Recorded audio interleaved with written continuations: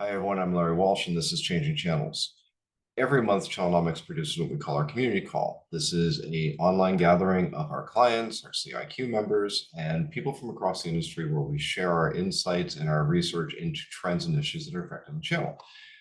In February, we held our community call to discuss the things that delight and frustrate partners. Now, vendors spend a lot of time trying to understand the satisfaction levels of their partners because they believe that the more satisfied partners are, the more productive and engaged they will be. The reality is that vendors can pursue this, but they're not always going to be perfect. They are going to do things that are going to both make partners happy as well as upset them. So we did something that we've never done before. We went back and we looked at years of partner comments through our partner satisfaction studies we do on behalf of our vendors. And we found the things, the top things that frustrate and delight partners about their channel programs and their vendor relationships. So that was our discussion, and we're going to share it with you on this episode of Changing Channels. Let's get into it.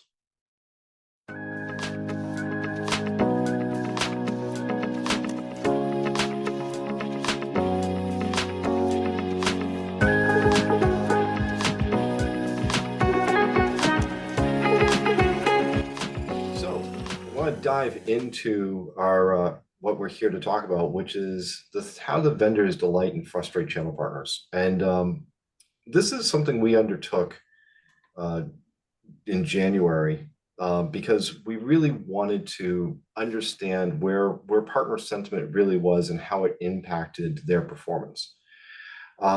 As I said, the partners are pretty optimistic. And every quarter we do our channel confidence index where we're measuring how partners feel about their business performance and their business prospects. And partner confidence has been creeping up over the last several quarters. In fact, it jumped going into 2025. So they're feeling really bullish going into this year.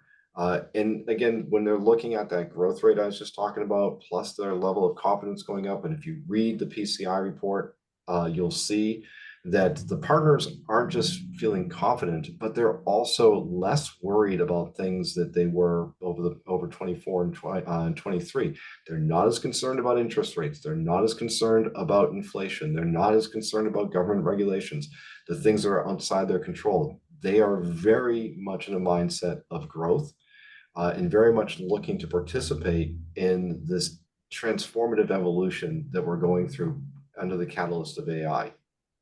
In fact, one of the places where this manifests itself really well is how they're reinvesting.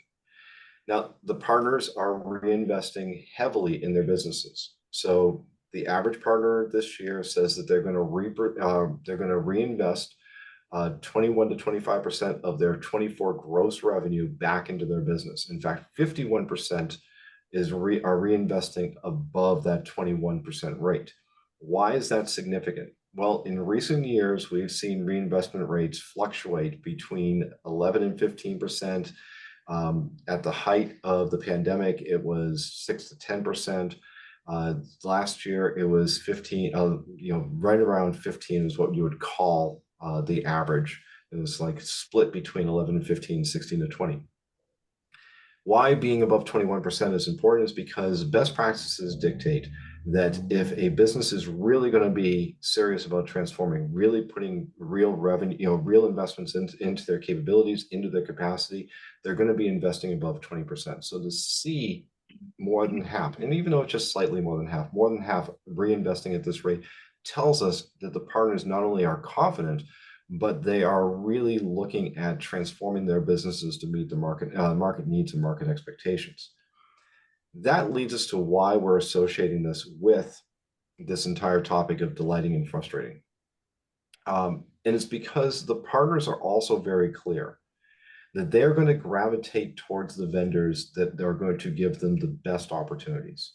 That they're going to work with vendors that are going to provide them with the means for being successful, to help them grow their businesses and not impose unnecessary requirements, unnecessary or cumbersome systems, or make things difficult for them to do the business that they need to do.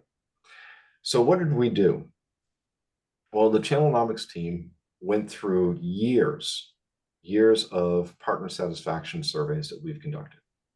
So every year we conduct, a few dozen partner satisfaction surveys for vendors where we query the partners about everything from, profitability and their ability to grow with the vendor, and channel conflicts and training and certification programs and marketing resources.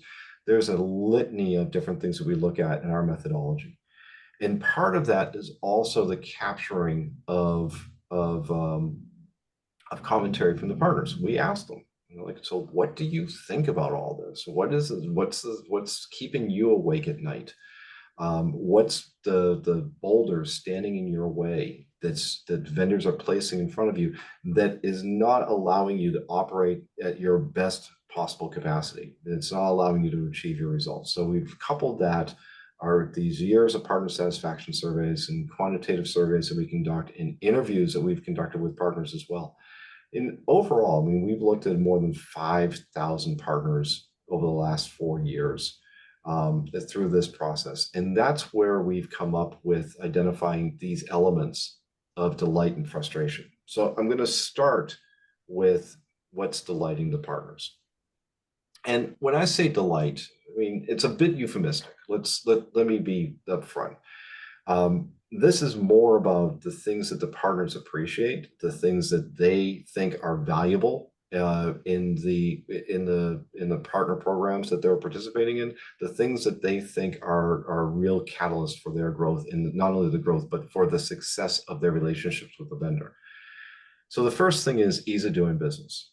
Now, I will say to you is that I've heard this phrase so often over my time in the industry that it's almost cliche. However, ease of doing business is a huge issue for partners.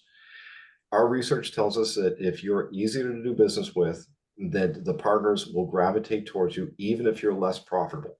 So long as you have a good product, you have a good and easy doing business quotient, the partners will want to work with you because time equals money. If you're loading them down with too much to do, then they're going to go somewhere else. If you're not, even if you're more profitable, this is the other thing our research tells us, is that even if you are, you're providing them a greater level of profitability, either through front end or back end, front end or back end incentives, if you're more difficult to do business with, you will lose to an easier vendor. And so that's one of the things that partners really do appreciate. The next thing is product innovation and roadmap visibility. I can't tell you how often this comes up, is that the partners don't want surprises. They want to know what's coming next. They want to know what the vendors are working on. They want to be able to participate in that process, not only participate, but also prepare. And this is the thing that vendors need to do a better job of, is helping clear the path for the partners going forward. And it's not just leading up to, oh, we're going to launch it and then the partners are going to just jump on board and everybody's going to be happy. The real enablement should be starting months before the launch. We just recently released a guide for how to involve partners early on in the product development and roadmap process. Because the partners feel left out, and then vendors wonder why the partners just don't automatically start selling. And of course, everybody has their cherry-picked partners at a launch, but besides those, why isn't everybody getting on board? And there's a reason: they're just not ready for it.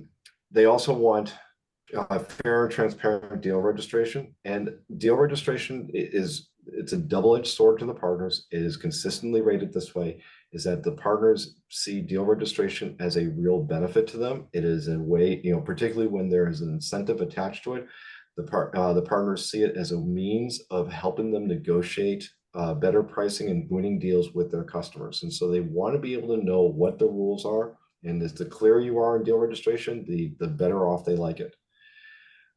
They also like to be rewarded. So if they're doing a good job, if they're delivering on your expectations, they want to be recognized for it. And it's because it's not just the incentives, the monetary incentives that typically come with it. They also appreciate the vendors that help elevate their brands and help promote them to their customers. They also, and this is particularly important this year, they appreciate training and enablement. One of the things that we found in the channel forecast is that where partners are making investments, they're making investments in skilling up. They know that they have to change the way that they're doing things. They know they have to adopt new products and new technologies. They're gravitating towards forming relationships with new vendors, but all that comes with the need for becoming skilled and experts at delivering on the promises of those products and services. And so they really do like vendors that provide them with the training that makes them more valuable. They also like co-branding and marketing support.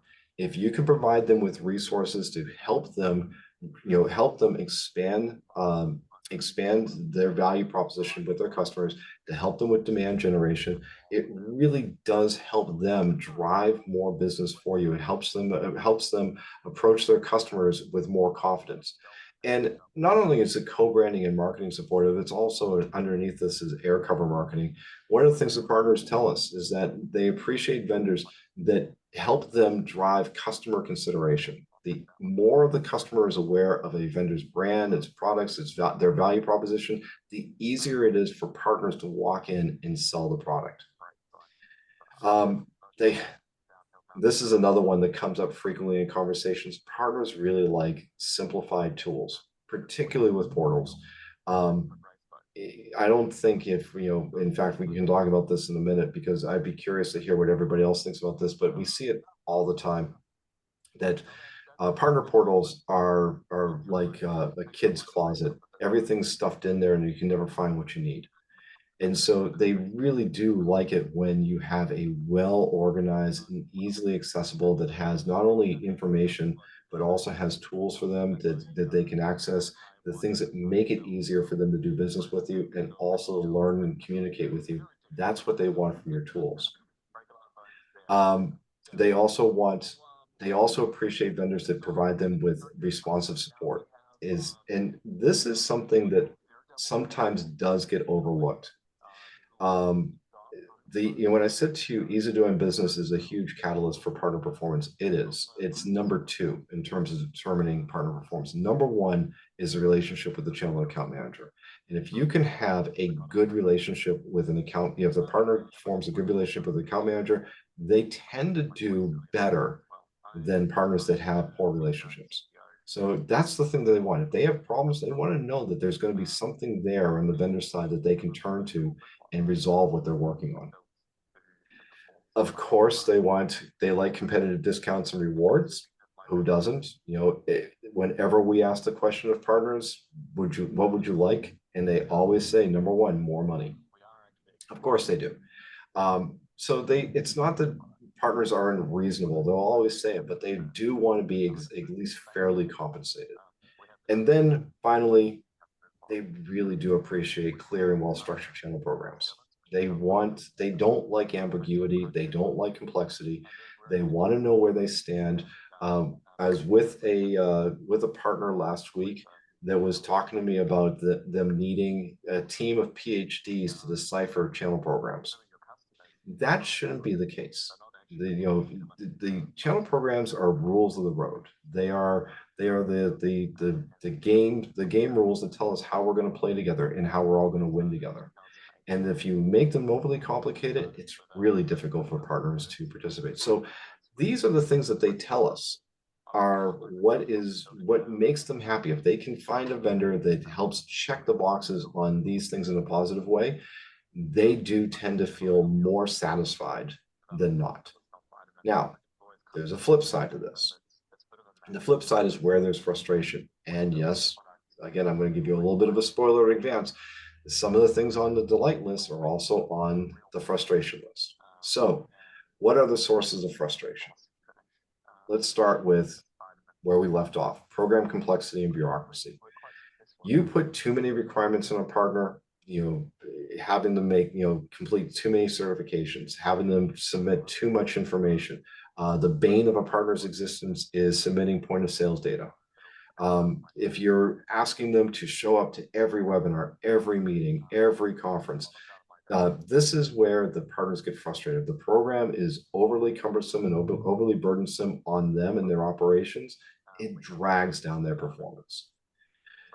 Next thing up is insufficient technical support. Partners are a really good catalyst to getting to the customers, and they are good technologists, but they're not always masters at everything.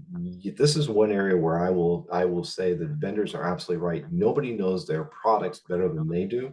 And when something goes wrong or is not working according to spec, the vendors are the best source of that. We just recently did a study with the Global Technology Distribution Council where we asked this very question: who does it better, the vendor or a distributor? And one of them was technical support. And overwhelmingly, the partners tell us is that they get better technical support from distributors than they do from vendors. That's a problem. They also dislike subpar training and enablement. Again, this is another thing that comes up frequently, is that vendors will say that the partners must go through a certain level of training. They must complete a certain level of, achieve a certain level of training participation or certifications. And when the partner goes in there, it's not a good experience. The materials are out of date. They're actually only learning about about the product functionality. They're not actually learning how to apply it in different use cases. What the partners really want is how to use the vendor products as components in larger systems, the real meaning of ecosystems. And when the training doesn't meet that expectation, that actually is the thing that puts a greater burden on vendor technical support. And when the technical support is insufficient, that raises the level of frustration. So these two things, the number 8 and number 9, really do go hand in hand. Next thing is poor quoting processes. Hugely frustrating to the partners. And it's not just because quoting is easy. They know it's not easy, and they often know that they have to go back and forth with you a few times to get it right. It's the customer that's setting the expectation. The customers today are very much attuned to the Amazon experience. They expect quotes almost instantaneously. They don't understand why quotes take days or even weeks. We did a study, and enterprise customers. So we did a study of enterprise and global 2000. What did they tell us? Their expectations for a quote is 2 to 5 days. If they're looking to buy something for you, they want that immediately. And so that's what, and if you don't have a smooth and consistent quoting process, partners will get frustrated and they will turn to another source. The lack of demand gen support. This is, as I said, partners tell us is that they need to have the customer primed in order to be successful. The more time they have to spend educating a customer on a brand or a product value proposition, the more likely the sale will go south. So anything that the vendor can do, and when we say demand gen support, it's not about just generating leads. It's about creating the conditions to where the partners have space to maneuver in the field. They also deal, as I said previously, deal registration is a double-edged sword to the partner. Partners want deal registration. They want to have the protections and the incentives that come with it, but they're also always wary that registering a deal is going to open an opportunity to have it flipped either to another partner or have it usurped by a direct salesperson. So anything that you can do to make deal registration a transparent process that has clear rules of engagement, and not just rules of engagement that says this is how it's going to work, but also penalties for when there are violations, that helps clarify the process. Next is insufficient marketing resources. As I said, the partners want to market with you. The thing is that partners want you to do more marketing for them, or at least provide them with a simpler way of doing it. For many partners out there, except for the very large partners, marketing is not a native skill to them. It's not something that they fully understand. It's not something that they fully resource. They really are dependent on the vendors to do more of it. And in fact, they tell us this within our surveys, is that particularly going into 2025, they're looking to the vendor community to do more marketing for them, not less. They believe that the vendors have greater capabilities and greater experience in doing it, so therefore they want to see more of it. We talked about this, is that poorly designed channel programs really does frustrate them. If they don't know where they stand with you, they typically will turn off and go to another vendor. Anything you can do to provide clarity in program structures, processes, intent, and the thing that we find most common is the lack of expectations. And it's not that vendors don't clearly articulate the gives to gets. You do this, you get that. It's that you don't define missions for the partners. You don't tell them what the expectations of for them in front of the customers are, and they don't, and you don't reward them for it either. So then when they look at it, this comes across as an incomplete program to them. Channel conflict, I mentioned with deal registration. This is something that the partners tell us happens more often than it should. And it's not that they don't expect conflict to happen. What they want to know is what are the conditions under which they're going to play with you. So they know that sometimes you're going to take deals direct. They know that there are some opportunities that shouldn't go to them. What they just want to know is how, what are the rules? And if the rules are broken, how are you going to adjudicate them? If you can do that, it mitigates the channel conflict issue. And then finally, high turnover rates. As I said, the number one driver of partner performance, the number one driver of partner success is their relationship with the channel account manager and the channel leadership team, more so the channel account manager. And what frustrates them is that they invest a lot of time and effort into developing relationships with their account managers. And when they turn over as fast as they do, they have to start over. And when doing so, they also that costs them. That costs them time, it costs them resources, it costs them opportunities. And we all know here is that there's not a lot you're going to do. You're not going to deny a person an opportunity to advance in their careers or take on new positions that they find interesting. But you should be mindful that high turnover rates do come at a cost, and we do need to look for ways of mitigating it. So, a few things to think about. So, translating the good and the bad into positives, because I will tell you my own personal position is that when you see things that are working, that's an opportunity to see where you can do more of it. And when you see that there are bad things or challenges, those are opportunities to fix it. So there's not really a thing about good or bad as much as it is that these are all opportunities. So a few things to think about here as well. First thing I would recommend for anybody who's experienced any of these issues or wants to mitigate the frustrating parts or amplify the delightful parts. Go in, walk around, figure out what's working, and learn from those good things.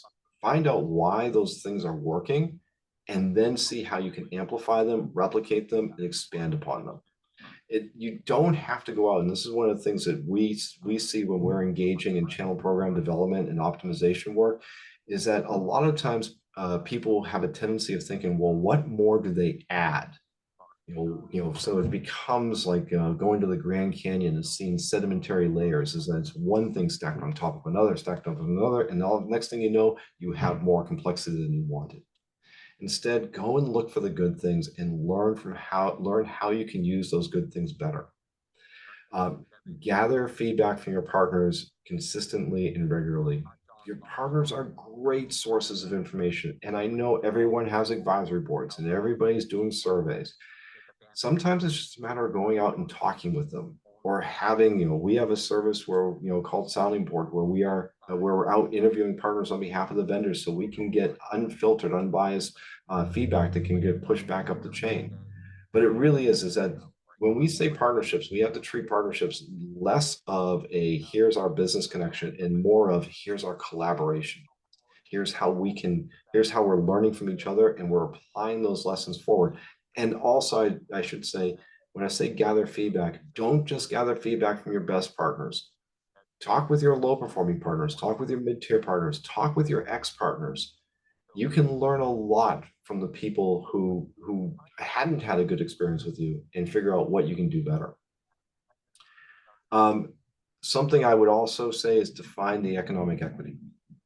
Partnerships, and when I look at a lot of channel programs, they're kind of like casinos. So you go to Vegas, everybody knows house always wins. Well, it's because the games and the odds are stacked against the players. You're giving them enough opportunity to win to keep them in the game, but not enough to actually beat the house.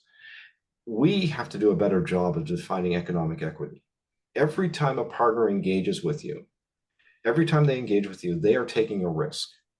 And the higher the risk, the less likely they're going to engage, the less likely they're going to perform.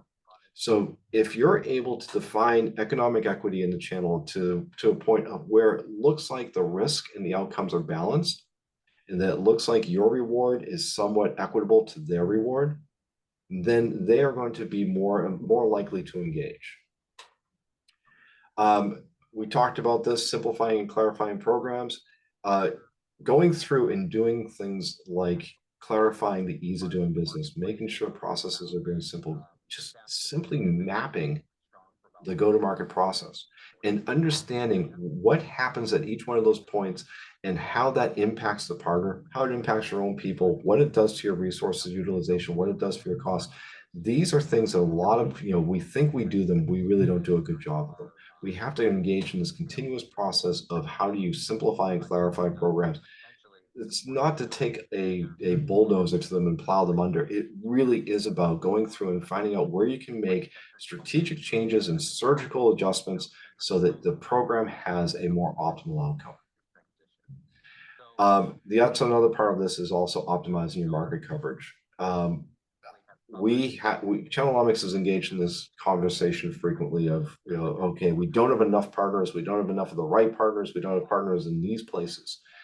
Oftentimes, vendors actually have more partners than they need. They're either out of position or they're not being utilized correctly. And so it really is a part of this process of getting partners to be more engaged is to make sure that you're creating coverage models to where you have the coverage to the customers that is needed or that is adequate, but at the same time, you're not oversaturating so that the partners face too much inter-channel competition that they can't actually win deals. And so going through a dance of making sure that it's sort of like the Goldilocks principle, not too few, not too many, hitting that middle, which is just right. Um, Invest in partner enablement, particularly in training. Provide partners. It's more than just training. I was just saying, partner enablement is a combination of training, communications, and innovation. And what I mean by innovation is helping inspire the partners to do something that they weren't doing yesterday. Helping to show the partners new places where they can make money. Remember, partners don't really make money off of selling your products. Yes, they get incentives, they make rebates, and they can make a good, they can make some good money doing that. They make the real money for the things they do for their customers.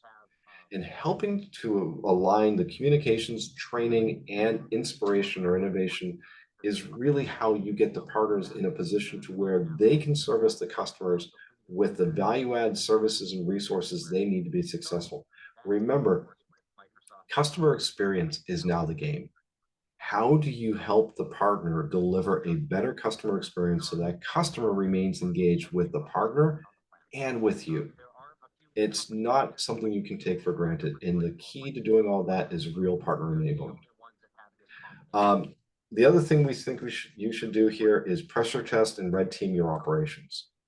And this is something that I had this conversation twice in just the past few days. In fact, I had a conversation this morning about this where a vendor is launching program changes in a couple of months and said, well, we don't have time to test anything. We're just going to launch it. Well, good luck to you because your feedback is going to be your pressure test. So if things don't work, if they don't flow the way you think they're going to flow, if you're easily disrupted, that causes problems for the partners and they will get frustrated and it's going to slow you down. It's better to take the opportunity ahead of what you're doing. At any point, you can do a pressure test or a red team operation. But really, this is about making sure things are working the way they're supposed to and anticipating disruptive elements that aren't always obvious.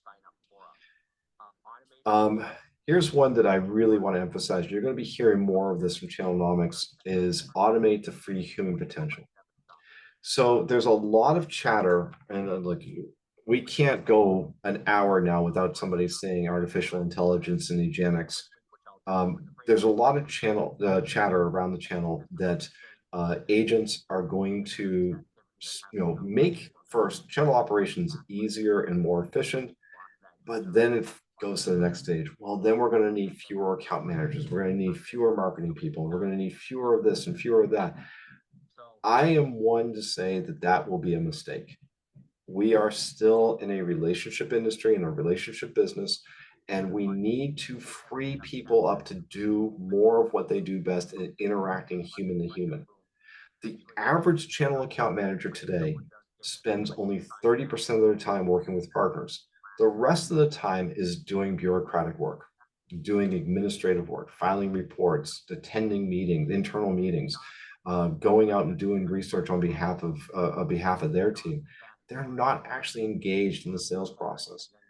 That's where we need to look at automation. Automation should be a means of helping people become closer together, not just to serve, make them feel like they have to go through some self-service option every time.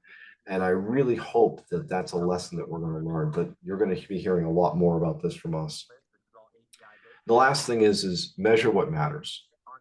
So we've given you 10 things that delights partners. We've given you 10 things that frustrates them.